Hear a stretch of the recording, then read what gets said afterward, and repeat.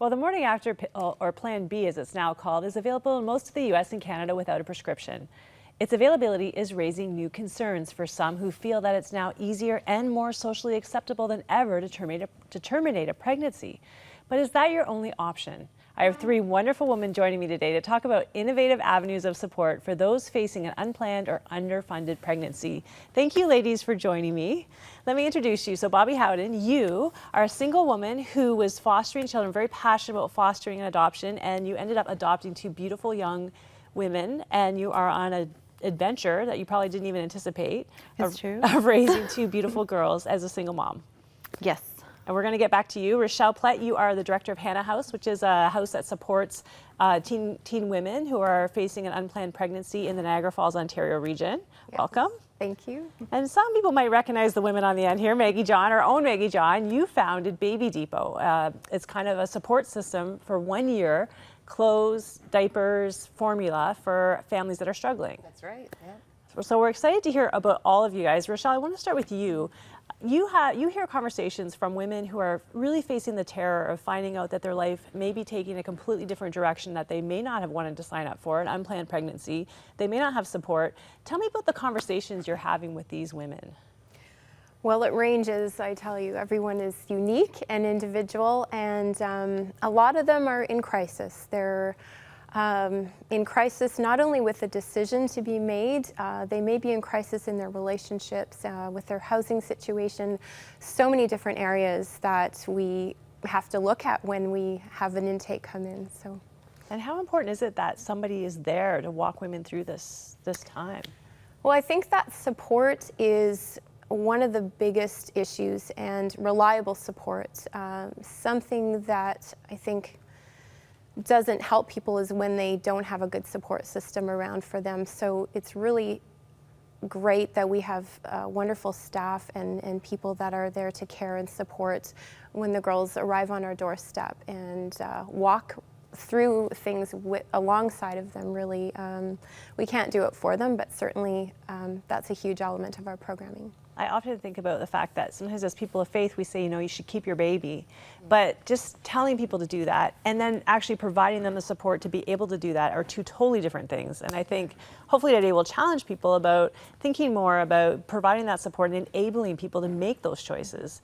Maggie, you meet women and families in many different situations, a lot of immigrant women. What are you seeing as the need out there?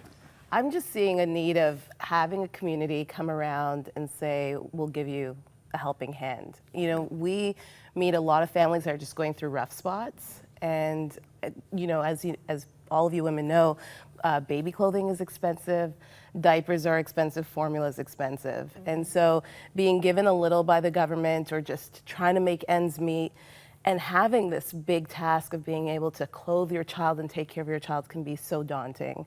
And so what we're able to do is provide clothing, formula, diapers for a year, and say, this is just a helping hand. We're your neighbors and we want to help you out. And we always say, it's not the kid's fault that the parents gone through some hard times, and so we can help that child a little bit if it means going back to school and having some back to school clothing or things of that nature. So. And you're a mom. I know this came out of you seeing how expensive parenting is, and also you covered someone who had a similar ministry as a journalist. What kind of response are you getting from families as you bring that support? Well, recently we had an urgent call, asking for some help. There was a mom who wasn't expecting to keep her child at all, actually was intending to put her child up for adoption.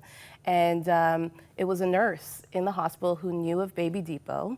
Long story short, told her to contact us, and we were able to provide everything for this child, at least for the first year of life. And she wrote us the most beautiful letter. I mean, we've been operating now for almost 2 years, and we've helped about 100 families.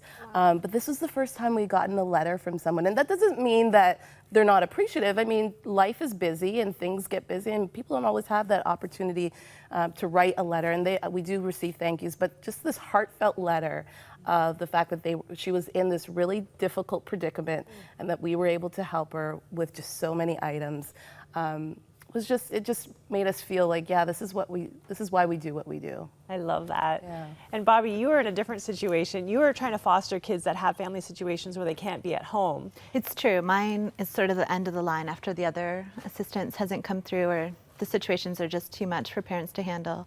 Then their children end up in foster care. Why are you so passionate about foster care? Well, I've always been passionate about helping orphans. And so growing up, I thought I'd end up going overseas and doing missions work in an orphanage. And then as I got older, I started understanding more that there's opportunities here to help children in need. So I began fostering about 7 years ago. Your story is intriguing to me because, you know, you fell in love with these sisters that you were caring for, and you saw how much they needed that stability, like somebody they could count on. And you'd already been parenting them for a year when you went through for adoption, and they didn't want to give the kids to you because of that financial piece, because they felt that you didn't make enough money and you're a single mom, and where's that support coming from? It's true. We did run into a lot of obstacles just within the system. It's still not always favorable for single people to adopt, because it is a different challenge that you face as a single mom. But I knew that the girls were meant to be with me, and so I fought to get them. And then just before the adoption came through, the government started a new initiative just offering financial support, because they understand that it is a huge undertaking to adopt kids that have suffered trauma. So I do get a monthly subsidy for the girls, and that helps to pay our bills and enables me to be home with them full time and help to meet their needs. And you're so creative. I know that skirt right there. I have to do a little advertisement. You actually make these beautiful skirts and tutus, and you mix teas and sell teas online. I do. I just have a few little jobs that we do just to support ourselves and just to give the girls an example of what it looks like to have some initiative and get out there and work, so that we're just not at home all the time. So if people want to help support your journey, what would be the website if I want to order that skirt? We just have a Facebook page, and Okay. it's called The Shirley Girls. The Shirley Girls. Okay, that's good to remember. So Rochelle, as we're walking through this with women, for a woman who's facing an unplanned pregnancy and she's terrified and doesn't know what decision to make, what would you tell her? What do you tell her? I guess it's really wanting to show love and support and listen. I think that we're reminded every day how important active listening and the skill of active listening and really reflecting back is, as we really hear the story that's behind whatever they're going through. Because for everyone that's different, and we can't always take the same approach with every girl, right? We need to uniquely hear what their story is and allow them to have some freedom and control to say, this is what I need, and then to be there to provide that for them, right? And sort of, Bobbie mentioned the word trauma.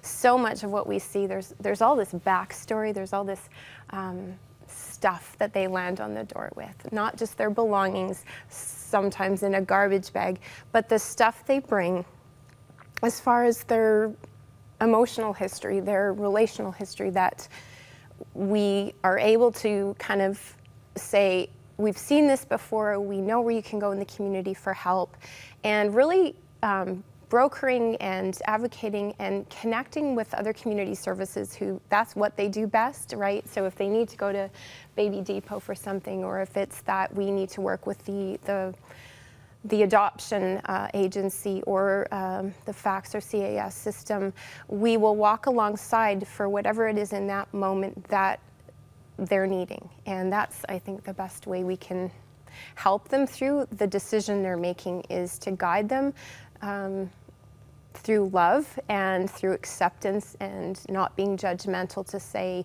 this is your choice. We want to give you some information. We want to give you some outlets and resources, though, as we do that together, right? And I think that's the key, not being judgmental, because I think it's already hard to make these decisions and to say, I'm going to keep my child, or, you know, there's so many different dynamics in every family that we interact with.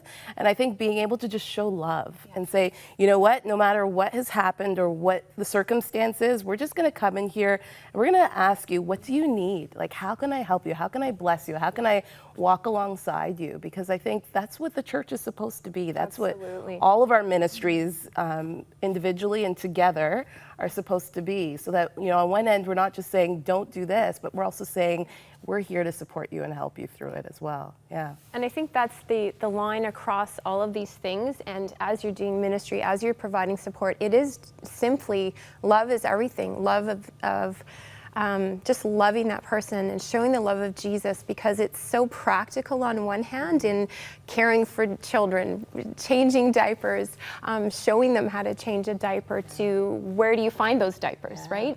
And all of those tiny little pieces coming together, to me, all of those skills and those personal strengths that each person brings that is a supportive person stems from the love of Christ. And that's the amazing thing about community and church, but the larger community as well. So. Bobbie, just in the last 30 seconds here, do you have a challenge to the church? Some things that we could do that would support women like you on this journey? Lots of single moms, lots of different reasons for being a single mom. What are some things that we could do to step up to make your life easier? Well, I think there's something everyone can do, even just praying. Like when my girls go through struggles, often I'll get an email from someone at the church that says, I've really been praying for your girls this week. And I know that that's bringing healing to them. So prayer is the biggest thing. And then just little initiatives. Like I have a few friends from the church who'll babysit for me. So I was able to come here today because I got a babysitter. So just people being willing to sacrifice in small ways to help out.